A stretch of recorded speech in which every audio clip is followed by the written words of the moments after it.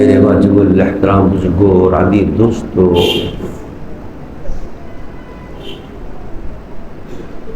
مسجد رحمانیہ کی انتظامیہ اور اس کے خطیب حضرت مولانا اطہر سہیل صاحب جی رمشتہ قابل مبارکباد ہے، جنہوں نے یہ خوبصورت اور ایمان افروز میلاد مصطفیٰ صلی اللہ علیہ وسلم کی محفل سجائی ہے۔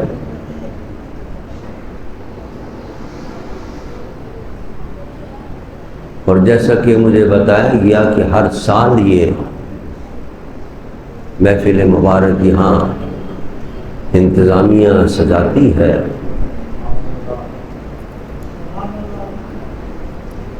میری دعا ہے کہ اللہ تعالیٰ ان کی اس کوشش کو اپنی بارگاہ میں قبول فرمائے، اور جن جن حضرات نے اس میں تعاون کیا ہے، حصہ لیا ہے، ہم نے اور آپ نے شرکت کی، اللہ ان سب کو اس محفل مبارک کی برکتوں سے مالا مال فرمائے، اور ہمارے لیے کل قیامت کے دن اس کو بخشش اور مغفرت کا ذریعہ بنا دے۔ حضرات محترم، یہ اللہ کا لاکھ لاکھ شکر اور احسان ہے کہ اللہ تعالیٰ نے ہمیں اپنے محبوب کی امت میں پیدا فرمایا۔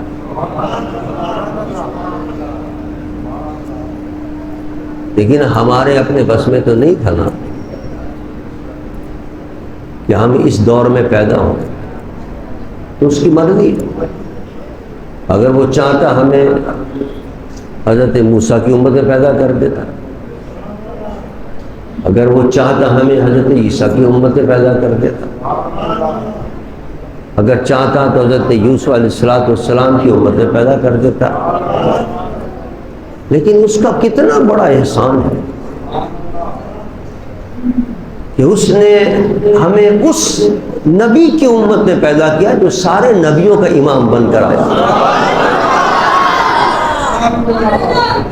اس نبی کی امت میں پیدا کیا جو ساری کائنات کے اندر اس کو سب سے زیادہ محبوب تھا، اور محبوب بھی ایسا کہ اس محبوب سے جس کو ادنا سی نسبت بھی ہو جائے وہ بھی محبوب بن جاتا ہے۔ یہ جو میں نے آیت تلاوت کی ہے، اس میں اللہ اپنے محبوب کا ذکر کر رہا ہے۔ پہلے نے فرمایا محمد الرسول اللہ، محمد اللہ کے رسول ہے۔ پھر آگے حضور کے چہیتے اور پیارے صحابہ کا ذکر ہو رہا ہے، لیکن وہ چہیتے کیسے بنے، وہ اللہ کے محبوب کیسے بنے، اس کی وجہ بتائی جا رہی ہے۔ ان کا مقام اور ان کا مرتبہ تو یہ ہے، قرآن پاک میں کئی مقام پر فرمایا رضی اللہ عنہم ورضوا عنہ۔ یہ حضور کے جتنے صحابہ ہیں اور جو حضور کے ساتھ رہنے والے ہیں، اہل بیت ہوں، صحابہ ہوں، اللہ فرماتے ہیں ہم ان سے راضی ہو گئے، یہ ہم سے راضی ہو گئے۔ اللہ یہ اس مقام پر کیسے پہنچے، ان کو یہ مرتبہ کیسے حاصل ہوا، اس کی وجہ اس آیت میں بتائی جا رہی ہے کہ محبت کا جو معیار ہے اس معیار پر یہ پورے اترے ہیں، اس لیے ہمارے محبوب بن گئے، اور وہ معیار کیا ہے وہ بتایا جا رہا ہے۔ محمد الرسول اللہ والذین معہ اشداء علی الکفار رحماء بینہم۔ فرمایا محبت کا یہ تقاضا ہے، محبت کا یہ اصول ہے کہ جس ذات سے انسان کو پیار ہو،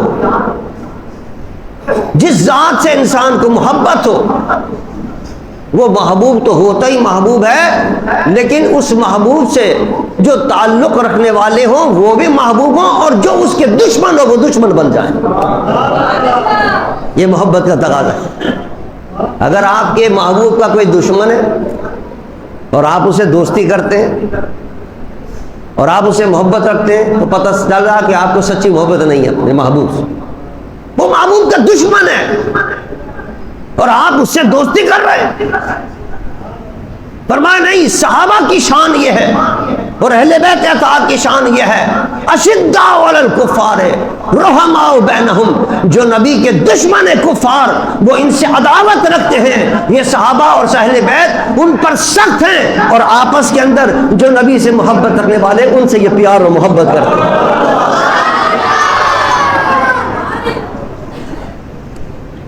یہ ہے وہ محبت کا معیار۔ اللہ فرماتا ہے جس کی وجہ سے ہم نے ان کو اپنا پیارا بنا لیا۔ اس محبت کے معیار پر یہ پورے اترے ہیں کہ اللہ کے محبوب کے دشمنوں سے سخت ہیں، اشداء علی الکفار، اور جو حضور کے لاڈلے ہیں اور جو حضور سے محبت رکھنے والے ہیں ان کے ساتھ یہ نرم ہے، ان سے یہ محبت کرنا، یہ محبت کا تقاضا، اور ہم سے بھی یہ طلب کیا جا رہا ہے۔ ہم بھی بڑا دعویٰ کرتے ہیں کہ ہمیں نبی سے بڑی محبت۔ اللہ نے ایک معیار بتا دیا، فرمایا لا تجد قوما یؤمنون باللہ والیوم الآخر یوادون من حاد اللہ ورسولہ ولو کانوا آباءہم او ابناءہم او اخوانہم او عشیرتہم اولئک کتب فی قلوبہم الایمان۔ نعرہ تکبیر، نعرہ رسالت، نعرہ حیدری، تاجدار ختم نبوت، تاجدار ختم نبوت۔ فرمایا لا تجد قوما یؤمنون باللہ والیوم الآخر، نہیں پاؤ گے تم لوگوں کو اور اس قوم کو، اس گروہ کو جو ایمان والے کہلاتے، جو سچے مومن ہیں۔ ان کی نشانی کیا ہے؟ یوادون من حاد اللہ ورسولہ، جو اللہ کے رسول کی مخالفت کرے ان سے وہ محبت نہیں کرتے۔ ایسا نہیں پاؤ گے تم ان کو، ایسے وہ مومن نہیں ہیں کہ جو اللہ کے دشمنوں سے محبت رکھے۔ فرمایا کامل مومن وہ ہے کہ جو اللہ کے رسول کی مخالفت کرے، اللہ کے رسول کا دشمن ہو۔ مومن وہ ہے کہ جو اللہ کے رسول سے دشمنی رکھتا ہے، اللہ کے رسول کے دشمنوں سے دشمنی رکھے۔ یہ محبت کا تقاضا ہے کہ ایک آدمی رسول سے دشمنی کر رہا تم اس سے محبت کر رہے ہو، یہ ایمان کے تقاضا ہے۔ فرمایا ایسے لوگ جو صحیح معنوں کے اندر اللہ کے رسول کے دشمنوں سے دشمنی کرتے، وہ صحیح معنوں کے اندر مسلمان کہلانے کے مستحق۔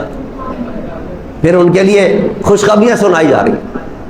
فرمایا ان کے لیے اولئک کتب فی قلوبہم الایمان وأیدہم بروح منہ، پہلی خوشخبری یہ ہے کہ اللہ نے ان کے دلوں میں ایمان جما دیا ہے، سچے مومن ہیں یہ، ایمان پر ان کا خاتمہ ہوگا۔ اور پھر روح قدس کہلاتے ہیں جبرائیل کو، فرمایا جبرائیل کے ذریعے اللہ ان کی مدد فرمائے گا۔ جو ایسے صحیح معنی میں مسلمان ہوں گے، صحیح معنی میں مسلمان وہ کہلاتا ہے جو نبی کے محبت کرنے والوں سے محبت رکھے، نبی کے دشمنوں سے دشمنی اور عداوت رکھے۔ ایسا اگر مسلمان ہوگا تو پھر اللہ فرماتا ہے اس کو خوشخبری سنا دو، کوئی مشکل آ گئی تو اللہ تعالیٰ غیب سے جبرائیل کے ذریعے ان کی مدد فرمائے۔ ہم نے تو اپنی آنکھوں سے دیکھا، ہم نے اپنی آنکھوں سے دیکھا قادیانی حضور کے دشمن ہیں، اور دشمن بھی ایسے جو نبی کی توہینیں کریں، گستاخیاں کریں۔ حضور نے فرمایا کہ میرے بعد کوئی نبی نہیں، وہ کہتا نہیں میں نبی ہوں۔ پھر صرف یہی نہیں بلکہ اپنی کتابوں میں حضور کی توہین کریں. معاذ اللہ ثم معاذ اللہ. مرزا غلام قادیانی کہتا تھا وہ تو ایک ہلال تھے. ہلال کہتے ہیں جو پہلی رات کا چاند ہو. نبی تو ایک ہلال سے ہلکی سی روشنی تھی اور میں تو 14ویں رات کا چاند بن کے آیا ہوں. معاذ اللہ ثم معاذ اللہ. اس قسم کی توہین کرنے والا پتہ نہیں اس سے زیادہ کیا کیا اس نے کتاب میں توہین کی. یہی وجہ ہے کہ مسلمان اس سے عداوت رکھتے ہیں جو نبی کا عداوت اور نبی کا دشمن ہے جو. اور جب ایسے لوگوں سے انسان دوستی نہ کرے تو پھر اللہ کی مدد شامل حال ہوتی ہے. ایدہم بروح القدس. جب مقابلہ ہوا اس نے کہا کہ میں بھی عربی کے اندر عبارت لکھتا ہوں اور آئے کو میرے مقابلے کے اندر عربی عبارت لکھے. حضرت گولڈ کے تاجدار حضرت پیر مہر علی شاہ صاحب رحمۃ اللہ علیہ پہنچے. فرمایا لکھنا تو بہت دور کی بات ہے, میں بھی قلم رکھ دیتا ہوں, تو بھی قلم رکھ دے. میں نبی کا غلام ہو کر قلم کو حکم دیتا ہوں, وہ خود بخود لکھنا شروع کر دے.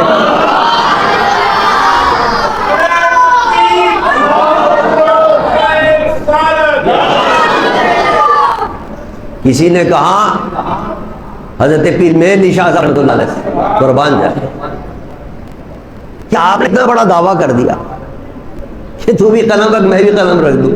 وہ کہتا آ جاؤ, تو آپ کا قلم واقعی خود بخود لکھنا شروع کر دیتا. یہ تو بہت بڑی بات آپ نے کرتا.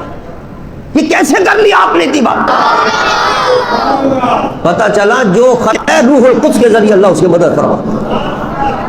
اللہ نے فرمایا وَأَيَّدَهُ بِرُوحِ الْقُدْسِ, بے روح کے ذریعے مدد کی ہے ختم نبوت کے حمایت میں جو لوگ اٹھے ہیں. اب آپ دیکھ لیں ابھی چند دن پہلے کی بات ہے, پیچھے آئے ہمارے آئین میں لکھا ہوا یہ تبلیغ نہیں کر سکتے.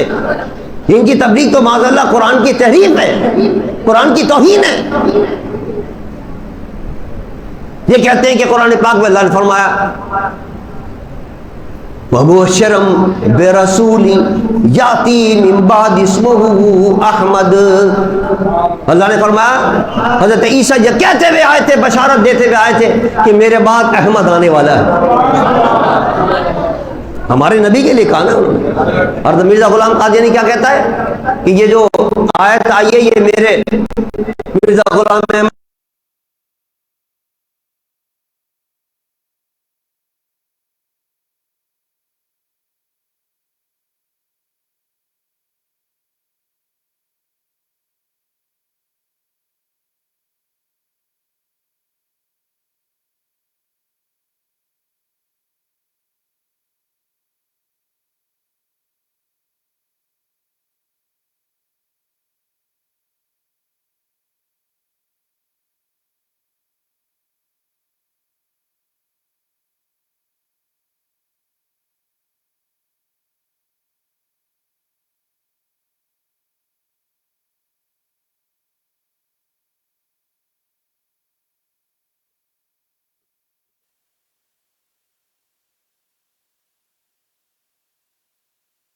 قادیانی کے بارے میں اور حضرت عیسیٰ نے معاذ اللہ ان کی بشارت دی تھی کہ یہ آئے گا معاذ اللہ. اب آپ بتائیے یہ اس قسم کی بات کرے گا تو اس کی اجازت دی جائے گی قرآن کی تحریف کرنے کی, قرآن کی توہین کرنے کی اجازت دی جائے گی؟ ہمارے چیف جسٹس صاحب نے فیصلہ سنا دیا ان کو اجازت ہے یہ کرتے رہے اس قسم کی توہین. لیکن عاشقان مصطفیٰ کب خاموش بیٹھے؟ پورے پاکستان کے عاشقان مصطفیٰ کھڑے ہو گئے, احتجاج شروع ہو گئے, جلتے شروع ہو گئے, جلوس شروع ہو گئے.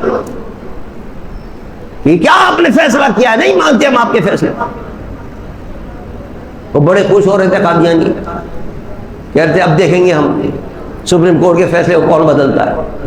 آج تک ایسا کبھی نہیں ہوا, سپریم کورٹ فیصلہ کرے وہ بدلا جائے. وہ بہت خوش تھے, ہو گیا ہمارے حق میں فیصلہ ہو گیا, اب ہم خوب توہینیں کرتے پھریں گے, کوئی پوچھنے والا ہمیں نہیں ہوگا. لیکن قربان جائے میری مصطفیٰ کی شان نظر آتی ہے. اللہ محافظ ہے, اللہ فرماتا ہے میں حفاظت کر رہا ہوں اپنے محبوب کی, میں اپنے محبوب کے ذکر کو بلند کر رہا ہوں. پھر کون ذکر کو کم کر سکتا ہے؟ اللہ. جب عوام کھڑے ہو گئے, احتجاجی مظاہرے شروع ہو گئے, جلسے شروع ہو گئے, چیف جسٹس صاحب نے کہا نہیں یہ تو بڑا مسئلہ گڑبڑ ہو جائے گا. حکومت ہل گئی. حکومت نے فوراً ریویو اپیل داخل کر دی کہ صاحب آپ علماء کو بلائیے، اور علماء کو بلا کے پوچھیں کہ تو معاملہ بڑا حساس ہے اور یہ آپ نے اچھا نہیں کیا جو فیصلہ کیا، اس فیصلے کو آپ تبدیل کیجیے۔ اور حکومت نے پھر نام دیے کہ یہ ہم آپ کو 7-8 نام دیتے ہیں، ان علماء کو آپ بلائیں سے پوچھیں، اور یہ جو علماء آپ کو مشورہ دیں اس پر عمل کریں۔ چیف جسٹس صاحب ان 7-8 علماء کے اندر نے میرا نام بھی بھیجا کہ ان سے بھی آپ پوچھیں، ان سے بھی آپ مشورہ کریں۔ ہم گئے الحمدللہ سپریم کورٹ کے اندر پیش ہوئے۔ سپریم کورٹ میں پیش ہونے کے بعد ہم نے ان کی جتنی جو فیصلہ تھا اس فیصلے کے بارے کے اندر میں نے اظہار خیال کیا، ان کو بتائی تفصیلات کی یہ آپ نے کیا غضب کیا ہے۔ ایک سادہ سا کیس تھا مبارک ثانی کا کہ اس کی ضمانت کرائی جائے نہ کرائی جائے، آپ وہ ضمانت دیتے نہیں دیتے آپ کی مرضی تھی، ضمانت دے دیتے آپ۔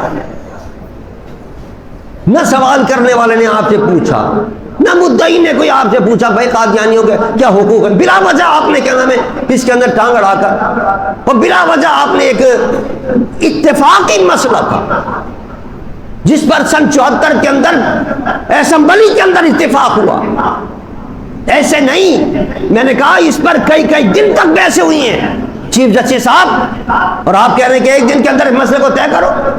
آپ کو اگر مسئلہ طے کرنا ہے آپ دیجئے، ہمیں وقت دیجئے، ہمارے وکلاء بھی ہوں گے، ہم بھی آپ کو آپ کی ایک ایک شک کے متعلق بتائیں گے۔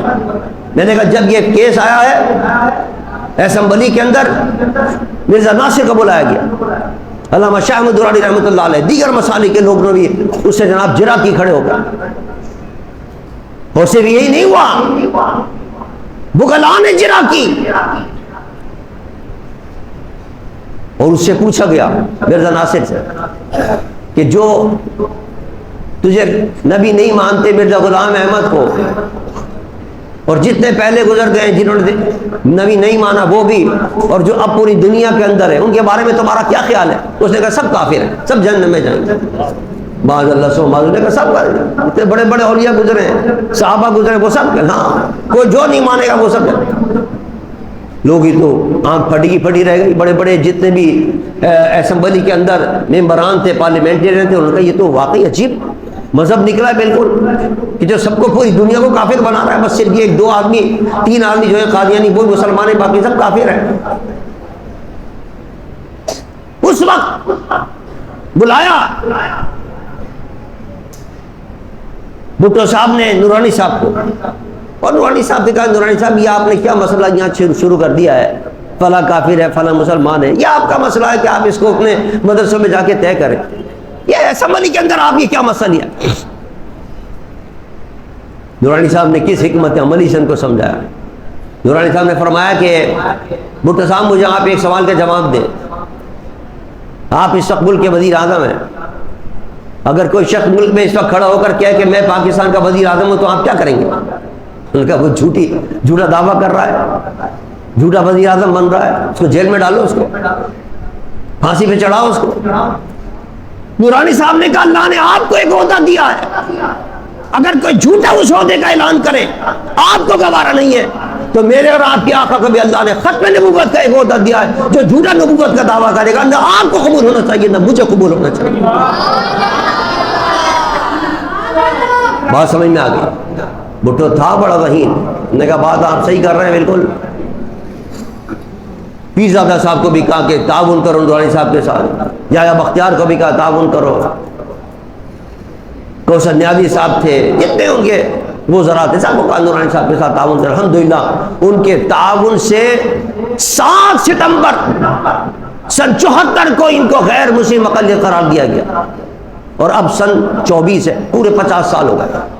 پورے پاکستان کے اندر گولڈن جوبلی منائی جا رہی تھی، خوشیاں منائی جا رہی تھی۔ میں نے کہا چیف جسٹس صاحب کو، میں نے کہا ہم تو خوشیاں منا رہے ہیں، ہم تو گولڈن جوبلی منا رہے ہیں، اور آپ نے یہ کیا فیصلہ کر دیا؟ کہنے لگے گولڈن جوبلی کائے کی منا رہے ہیں آپ؟ کس چیز کی گولڈن جوبلی منا رہے ہیں؟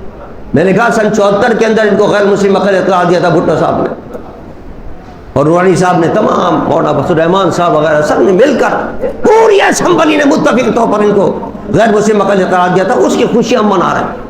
ہم تو چاہ رہے ہیں آپ بھی ہماری اس خوشی میں شریک ہو جائیں، کوئی ڈھنگ کا فیصلہ کر دیں آپ۔ انہوں نے کہا ہم نے بلایا آپ کو اس لیے آپ بتائیں کہ ہمارے اس فیصلے میں کیا کیا غلطیاں ہیں۔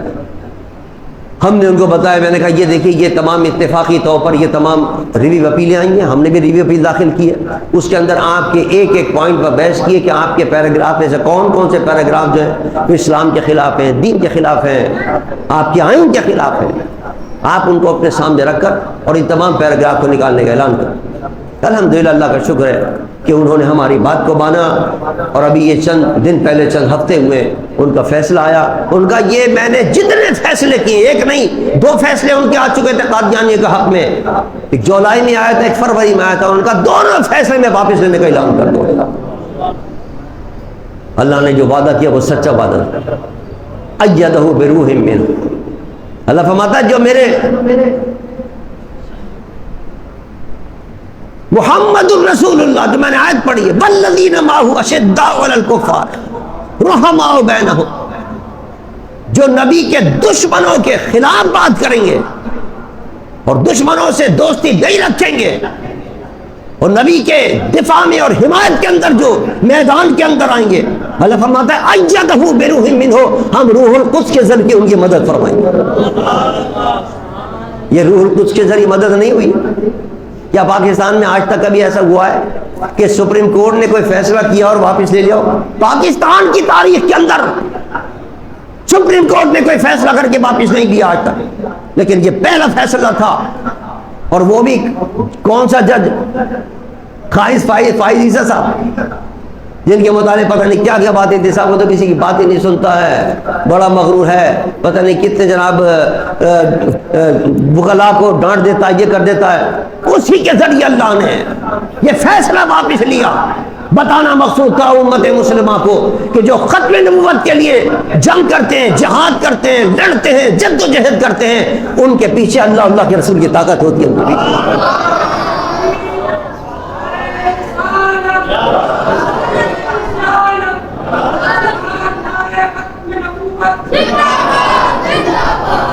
اور یہی نہیں بلکہ اس آیت کے اندر بہت ساری خوشخبریاں سنائی گئی ہیں۔ فرمایا تجری من تحت الانہار، ان کو میں جنت کے اندر داخل کروں گا۔ اللہ فرماتا ہے ایسی جنت جس کے نیچے نہریں بہہ رہی ہوں۔ اور یہی وہ لوگ ہیں جو حزب اللہ، اللہ کا گروہ ہیں، اور یہی دنیا کے اندر بھی کامیاب ہوں گے، آخرت میں بھی کامیاب ہوں گے۔ اس آیت میں مجھے سنائے گئے ان لوگوں کے لیے کہ جو اسلام پر، دین پر استقامت اختیار کرتے ہیں، حضور کی محبت رکھنے والوں سے محبت رکھتے ہیں، اور اسلام سے اور دین سے دشمنی رکھنے والوں سے محبت نہیں رکھتے۔ یہ مومن کی نشانی بتائیے، سچے مومن کی نشانی ہے کہ جو اسلام کے دشمن ہیں ان سے محبت نہ کرو۔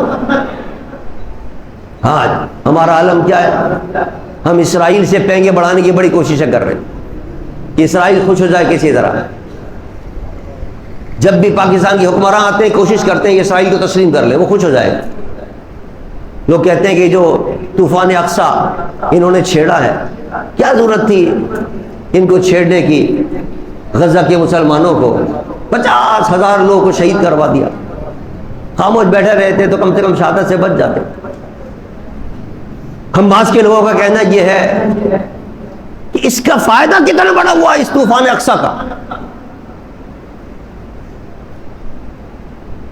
ایک تو ساری دنیا کے سامنے اسرائیل بے نقاب ہو گیا، اس کی دہشت گردی بے نقاب ہو گئی کہ اس نے اتنے 50,000 لوگوں کو مار دیا۔